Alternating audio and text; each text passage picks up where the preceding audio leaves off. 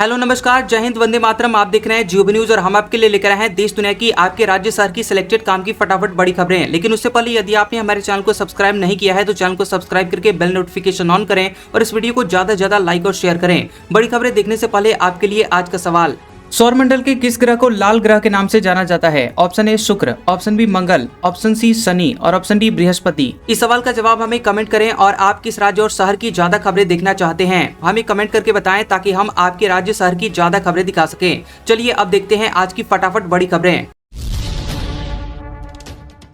UP में नए साल में 1.5 लाख सरकारी नौकरियां, सीएम योगी ने दी हरी झंडी। 10 साल में 10 लाख रोजगार देने का बनेगा रिकॉर्ड।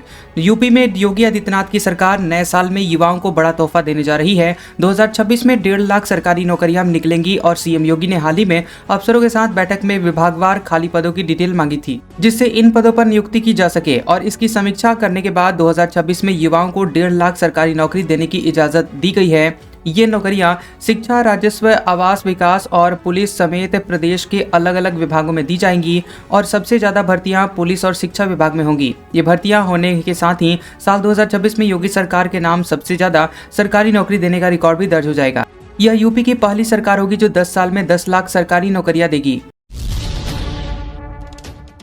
एक्सप्रेस वे पर दिन में 80 और रात में 60 होगी रफ्तार, तेज चले तो होगा चालान। मथुरा हादसे के बाद योगी सरकार का बड़ा फैसला।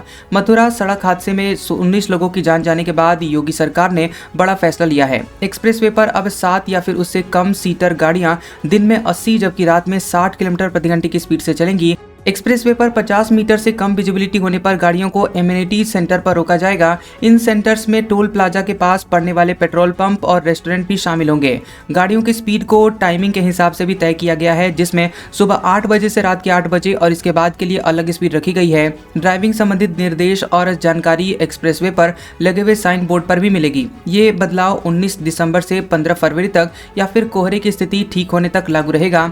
ओवर स्पीड चालान की व्यवस्था अब नई स्पीड के आधार पर होगी। आवास योजना की किस्त लेकर भी नहीं बनाया मकान, बांका में 56 लाभुकों पर कार्रवाई की तैयारी। नगर परिषद ने भेजा था नोटिस। बांका नगर प्रशासन प्रधानमंत्री शहरी आवास योजना के तहत मकान निर्माण न करने वाले 56 लाभुकों के खिलाफ सख्त कार्रवाई कर रहा है। इन लाभुकों ने पहली या फिर दूसरी किस्त लेने के बावजूद वर्षों से निर्माण कार्य शुरू नहीं किया है। नगर परिषद ने इन लाभुकों को 3-3 बार नोटिस भेजे थे और कर्मचारियों ने व्यक्तिगत रूप से संपर्क भी किया था। इसके बावजूद निर्माण कार्य शुरू नहीं होने पर अब नगर प्रशासन ने कानूनी कार्रवाई का निर्णय लिया है। बांका नगर परिषद के अधिकारियों के मुताबिक चिन्हित लाभुकों को अधिवक्ता सह विधि परामर्शी के माध्यम से विधिक नोटिस भेजा गया है। यह नोटिस में 1 सप्ताह के भीतर मकान निर्माण कार्य शुरू करने की समय सीमा निर्धारित की गई है। तमिलनाडु गुजरात में एसआईआर की ड्राफ्ट वोटर लिस्ट जारी होगी। 2 दिन पहले 5 राज्यों यूटी की लिस्ट आई। बंगाल में सबसे ज्यादा 58 लाख नाम कटे। बता दें कि चुनाव आयोग को तमिलनाडु और गुजरात में करवाए गए स्पेशल इंसेंटिव रिवीजन एसआईआर सामान्य शब्दों में वोटर वेरिफिकेशन की ड्राफ्ट वोटर लिस्ट जारी करेगा। इसके बाद मतदाता लिस्ट में अपने नाम चेक कर सकेंगे। और इससे पहले चुनाव आयोग ने 16 दिसंबर को पश्चिम बंगाल, राजस्थान, गोवा, लक्षद्वीप और पुदुचेरी की ड्राफ्ट वोटर लिस्ट जारी की गई थी। आयोग के आंकड़ों के मुताबिक 27 अक्टूबर को एसआईआर की घोषणा के समय इन राज्यों या केंद्र शासित प्रदेशों में 13.35 करोड़ मतदाता थे। सट्टेबाजी केस में क्रिकेटर युवराज सिंह, एक्टर सोनू सूद समेत कई सेलिब्रिटीज की संपत्ति अटैच। ईडी ने मनी लॉन्ड्रिंग का केस दर्ज किया। प्रवर्तन निदेशालय यानी ईडी ने पूर्व cricketer Yuvraj Singh, robin Uthappa, actor Sonu Sood, actress Neha Sharma समेत कई सेलिब्रिटीज की संपत्ति अटैच की है। मीडिया रिपोर्ट्स के मुताबिक ये कार्रवाई मनी लॉन्ड्रिंग रोकथाम कानून पीएमएलए के तहत की गई है। ईडी के मुताबिक सोनू सूद की करीब 1 करोड़ रुपए, युवराज सिंह की 2.5 करोड़ रुपए, नेहा शर्मा की 1.26 करोड़ रुपए, रॉबिन उथप्पा की 8,26,000 रुपए की संपत्तियां अटैच की गई हैं। इससे पहले सितंबर के महीने में ईडी ने 1xBet ऐप मामले में क्रिकेटर युवराज सिंह, सुरेश रैना, रॉबिन उथप्पा और शिखर धवन, अभिनेता सोनू सूद, अभिनेत्री मिमी चक्रवर्ती, पूर्व टीएमसी सांसद और बंगाली एक्टर अंकुश हाजरा से पूछताछ की थी। कुछ ऑनलाइन इन्फ्लुएंसर से भी सवाल किए गए थे। एपस्टीन सेक्स स्कैंडल की 68 नई तस्वीरें जारी। बिल गेट्स महिलाओं के साथ दिखे। गूगल बनाने वाले सर्गेई ब्रिन की भी फोटो सामने आई। एपस्टीन सेक्स स्कैंडल से जुड़ी हुई 68 नई तस्वीरें सामने आई हैं। इन तस्वीरों को गुरुवार देर रात अमेरिकी संसद की हाउस ओवरसाइट कमेटी के डेमोक्रेट सांसदों ने रिलीज किया है। इसमें से 2 तस्वीरों में अरबपति बिल गेट्स महिलाओं के साथ नजर आ रहे हैं। हालांकि ये साफ नहीं है कि दोनों महिलाएं एक ही हैं या फिर अलग अलग हैं। इसके अलावा गूगल बनाने वाले Sergey Brin, filmmaker Woody Allen, philosopher Noam Chomsky और ट्रंप के पूर्व सलाहकार स्टीव बैनन समेत कई लोग इसमें नजर आ रहे हैं। यहाँ पर ये साफ बता दें आपको कि इन तस्वीरों का मतलब ये नहीं है कि ये लोग किसी गलत काम में शामिल थे। इसकी जानकारी एपस्टीन फाइल्स के सामने आने के बाद ही आएगी। पुतिन बोले, यूक्रेन नाटो में शामिल होने की जिद छोड़े तभी शांति आएगी। संपत्ति जब्त करने पर कहा, यूरोपीय संघ चोरी नहीं डकैती कर रहे हैं। रूस के राष्ट्रपति व्लादिमीर पुतिन की सालाना ऑनलाइन प्रेस कॉन्फ्रेंस कर रहे हैं और इस दौरान पुतिन ने यूक्रेन पर अपनी पुरानी दलीलें दोहराई हैं। इस दौरान पुतिन ने कहा कि रूस शांति के रास्ते से युद्ध खत्म करने के लिए तैयार है, लेकिन यूक्रेन को नाटो में शामिल होने की जिद छोड़नी होगी तभी शांति आएगी। वहीं यूरोपीय संघ के रूस की संपत्ति जब्त करने के सवाल पर पुतिन ने कहा कि यूरोपीय संघ चोरी नहीं डकैती कर रहा है, चोरी तो छिपकर होती है। ये सब खुलेआम हो रहा है, लेकिन रूस अपनी संपत्ति वापस लेकर रहेगा। ये पुतिन का 22वां सालाना संवाद है। इस दौरान वह आम लोगों और मीडिया के सवालों के जवाब दे रहे हैं। इसके साथ ही साल 2025 में सरकार के कामकाज और देश से जुड़े हुए बड़े मुद्दों पर अपनी बात रख रहे हैं। बांग्लादेश में 3 घंटे तक जलते न्यूज रूम में फंसे पत्रकार, आग से किताबें बचाती दिखी बच्ची। प्रदर्शनकारियों ने शेख हसीना का ऑफिस भी जलाया। बांग्लादेश में एक बार फिर से हिंसा तेज हो गई है और प्रदर्शनकारियों ने देश के सबसे बड़े अखबार डेली स्टार और प्रोथोम अल्लो की ऑफिस जला डाले हैं। हमले के बाद करीब 25 पत्रकार 3 घंटे तक न्यूज रूम में फंसे रहे। प्रदर्शनकारियों ने शेख हसीना की पार्टी अवामी लीग के ऑफिस भी फूंक डाले हैं। प्रोथोम ओलो ऑफिस के परिसर के पास एक दुकान को भी आग लगा दी गई। इस घटना के बाद एक लड़की दुकान से किताबें बचाती हुई दिखाई दी। यह हिंसा शेख हसीना के विरोधी नेता उस्मान हादी की मौत के बाद भड़की है। हादी 12 दिसंबर को चुनाव प्रचार कर रहे थे, तभी सिर में गोली मारी गई थी। मांझी बोले, कैंडिडेट हार रहा था, डीएम को फोन करके जितवाया। अब कहा वीडियो में छेड़छाड़ हुई है। आरजेडी बोली, चुनाव का सच सामने आ गया। बिहार विधानसभा चुनाव में एनडीए ने प्रचंड जीत दर्ज करते हुए 220 सीटें अपने खाते में लाई हैं, जिसके बाद से विरोधी दल चुनाव में धांधली, वोट चोरी और निर्वाचन आयोग की मिलीभगत जैसे आरोप लगा रहे हैं। इन आरोपों के बीच गयाजी से केंद्रीय मंत्री और हिंदुस्तानी अवाम मोर्चा के अध्यक्ष संरक्षक जीतन मांझी का एक वीडियो सामने आया है, जिसमें वो खुले मंच से कह रहे हैं कि साल 2020 में विधानसभा के चुनाव में एक सीट पर 2700 वोट से हार रहे थे, लेकिन डीएम से बात करके जीत दिला दिए थे। अपने भाषण में वो तत्कालीन गया डीएम अभिषेक सिंह का भी जिक्र करते हुए सुने जा रहे हैं। त्रिपुरा कैडर के 2006 बैच के आईएएस अभिषेक सिंह ने 2023 में नौकरी से इस्तीफा दे दिया था।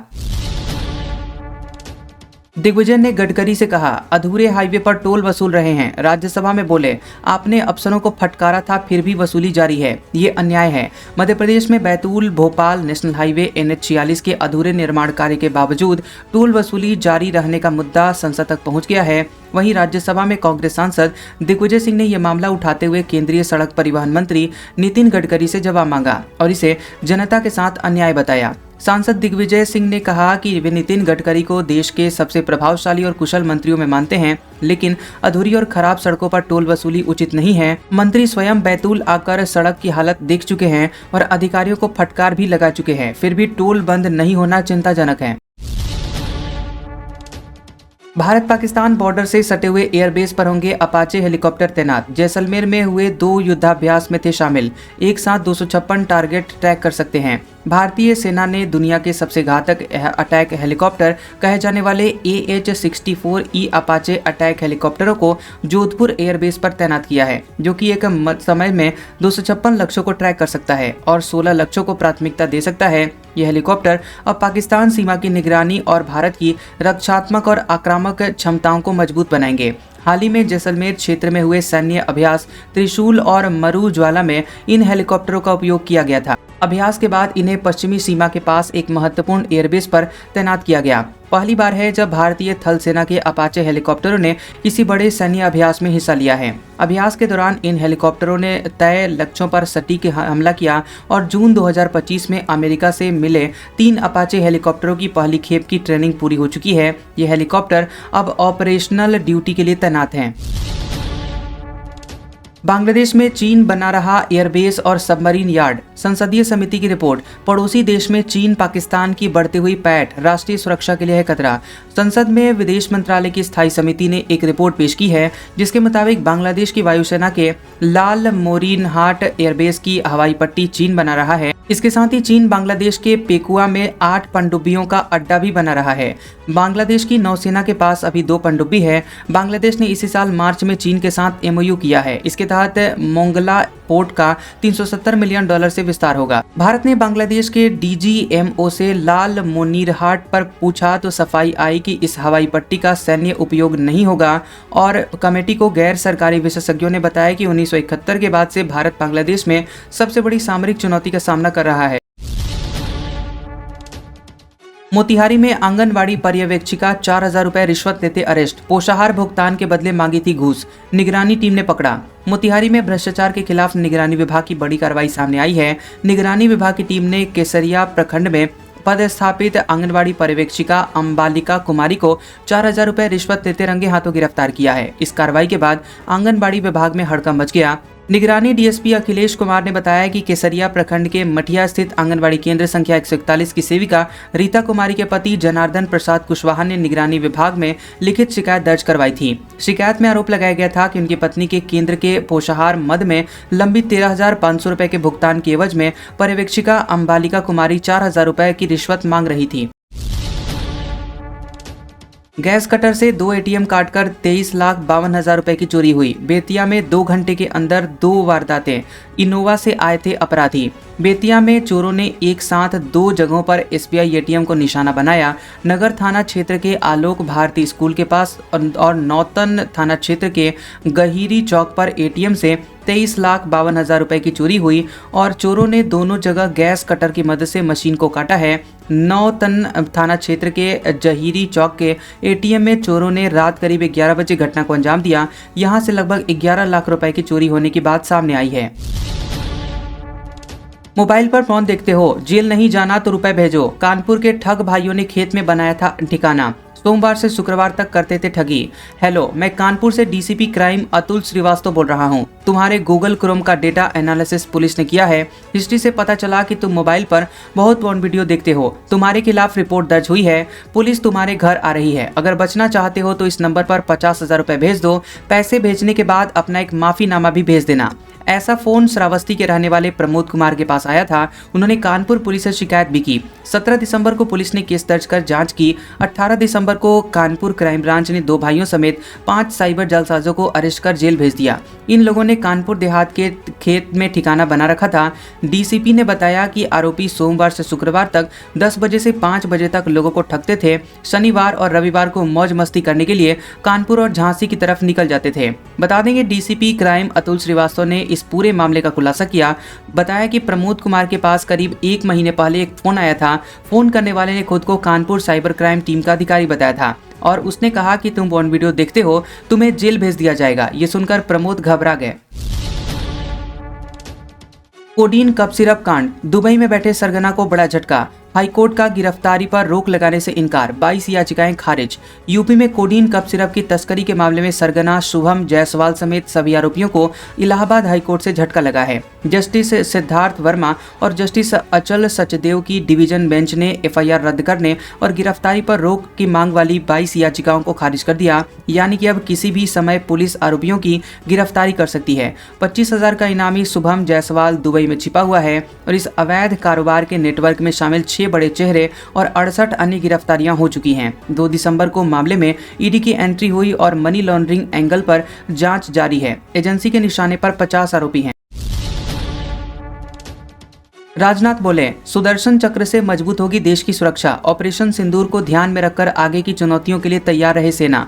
रक्षा मंत्री राजनाथ सिंह ने कहा कि भारत का स्वदेशी एयर डिफेंस सिस्टम सुदर्शन चक्र देश की सुरक्षा में महत्वपूर्ण भूमिका निभाएगा। दिल्ली में आयोजित एयरफोर्स कमांडर्स कॉन्क्लेव में रक्षा मंत्री ने भाग लिया। उन्होंने वायुसेना के शीर्ष अधिकारियों से कहा कि ऑपरेशन सिंदूर से मिले रणनीतिक और ऑपरेशनल संबंधित सबक को ध्यान में रखकर भविष्य की चुनौतियों के लिए तैयार रहें। रक्षा मंत्री ने वायुसेना को तकनीकी रूप से उन्नत, रणनीतिक रूप से आत्मविश्वासी और हर परिस्थिति में प्रभावी प्रतिक्रिया देने वाली फोर्स बताया। वहीं कॉन्क्लेव में chief of defence staff general Anil Chauhan, air chief marshal AP Singh और वायुसेना के वरिष्ठ अधिकारी मौजूद रहे। महुआ मोइत्रा के खिलाफ CBI चार्जशीट दाखिल नहीं करेगी। दिल्ली हाईकोर्ट ने लोकपाल का आदेश रद्द किया। पैसे लेकर संसद में सवाल पूछने का है मामला। पैसे लेकर संसद में सवाल पूछने के मामले में CBI फिलहाल TMC सांसद महुआ मोइत्रा के खिलाफ चार्जशीट दाखिल नहीं करेगी। दिल्ली हाईकोर्ट ने लोकपाल की ओर से चार्जशीट फाइल करने की मंजूरी को रद्द कर दिया है। जस्टिस अनिल छतरपाल और हरीश वैद्यनाथन शंकर की बेंच ने कहा कि हमारा मानना है कि लोकपाल ने इस मामले में गलती की है और आगे निर्देश देते हुए लोकपाल से कहा कि वह लोकपाल और लोकायुक्त अधिनियम की धारा 20 के तहत 1 महीने के भीतर कानून के अनुसार दोबारा फैसला करें। जी राम जी बिल का विरोध, संसद में TMC का रात भर धरना जारी रहा। खरगे ने कहा, मैं एक मां की कसम खाकर कहता हूं, ये कानून गरीबों के लिए नहीं है। संसद में रात 12:30 बजे गुरुवार को राज्यसभा से VB जी राम जी बिल पास हो गया। हालांकि विपक्षी सांसदों ने बहस के दौरान जमकर हंगामा किया। बिल के पास होने से पहले सांसद राज्यसभा से वॉकआउट कर गए। विपक्ष की मांग थी कि बिल को सिलेक्ट कमेटी के पास भेजा जाए। हालांकि सदन में विपक्ष की गैर मौजूदगी के बीच बिल ध्वनिमत से पारित कर दिया गया। बिल के विरोध में तृणमूल TMC सांसद यहां संसद के मकर द्वार पर रात भर से धरने पर बैठे। इनका कहना था कि यह बिल महात्मा गांधी का अपमान है और किसानों गरीबों के खिलाफ है। वहीं कृषि मंत्री शिवराज सिंह चौहान ने राज्यसभा में कहा कि मैं विपक्ष से उम्मीद कर रहा था कि वे अच्छी बहस करेंगे, लेकिन उन्होंने केवल बेवजह के आरोप लगाए। हिजाब विवाद पर नीतीश कुमार को महबूबा मुफ्ती की बेटी की धमकी, कहा अगली बार नकाब को हाथ लगाया तो सबक सिखाएंगे। शिकायत दर्ज करवाई। बिहार में महिला डॉक्टर का हिजाब हटाने को लेकर मुख्यमंत्री नीतीश कुमार को जम्मू कश्मीर की पूर्व CM महबूबा मुफ्ती की बेटी और पीपुल्स डेमोक्रेटिक पार्टी PDP नेता इल्तिजा मुफ्ती ने धमकी दी है। इल्तिजा ने श्रीनगर में कहा कि नीतीश का कोई हक नहीं बनता कि आप हमारे नकाब या हिजाब को हाथ लगाएं। अगली बार हमारे हिजाब को हाथ लगाया तो हम मुसलमान औरतें ऐसा सबक सिखाएंगी कि जिंदगी भर भूलेंगे नहीं। PDP नेता ने कहा कि नीतीश कुमार ने जो हरकत की है उसके लिए उन्हें माफी मांगनी चाहिए। इल्तिजा ने कोठी बाग थाने में शिकायत दर्ज कराते हुए बिहार CM के खिलाफ कार्रवाई की मांग की है। हालांकि पुलिस की ओर से इस पर कोई जानकारी नहीं दी गई है कि बिहार CM के खिलाफ FIR दर्ज की गई है या फिर नहीं की गई है। मंत्री स्वतंत्र देव बोले, MLC ध्रुव को इस्तीफा देना पड़ेगा, मैं भी दूंगा। विधान परिषद में दोनों में नोकझोंक। योगी बोले, कोडीन कांड का समाजवादी पार्टी से कनेक्शन। यूपी विधानमंडल के शीतकालीन सत्र का पहला दिन था और योगी ने सुबह 11:30 बजे विधानसभा के बाहर कप सिरप को लेकर समाजवादी पार्टी पर तंज कसा। उन्होंने कहा कि शुरुआती जांच में पता चला है कि अब तक जो लोग पकड़े गए हैं उनके संबंध समाजवादी पार्टी से हैं। इतना ही कहना चाहेंगे कि उम्र भर यही गलती बार बार करता रहा, धूल चेहरे पर थी, आईना साफ करता रहा। विधान परिषद में अगर मामला आएगा तो हम जवाब देंगे। 1 घंटे बाद अखिलेश यादव ने CM के बयान पर पलटवार किया और कहा कि जब खुद फंस जाओ तो दूसरे पर इल्जाम लगाओ, ये खेल हुआ पुराना। हुक्मरान कोई नई बात बताओ। आज का सुविचार, जूते और लोग जब आपको तकलीफ दे रहे हों तो समझ जाना चाहिए कि वो आपके नाप के नहीं हैं। कैसा लगा ये वीडियो हमें कमेंट सेक्शन में जरूर बताएं। वीडियो पसंद आया हो तो वीडियो को लाइक और शेयर करें और ऐसी इंटरेस्टिंग वीडियोस देखने के लिए हमारे चैनल GOB न्यूज को सब्सक्राइब करें और बेल आइकॉन को दबाएं। और हमारे ओल्ड और लेटेस्ट वीडियोस देखने के लिए हमारे प्लेलिस्ट और कम्युनिटी टैब को जरूर चेक करें। तो मिलते हैं अगले वीडियो में, तब तक के लिए आपका शुक्रिया।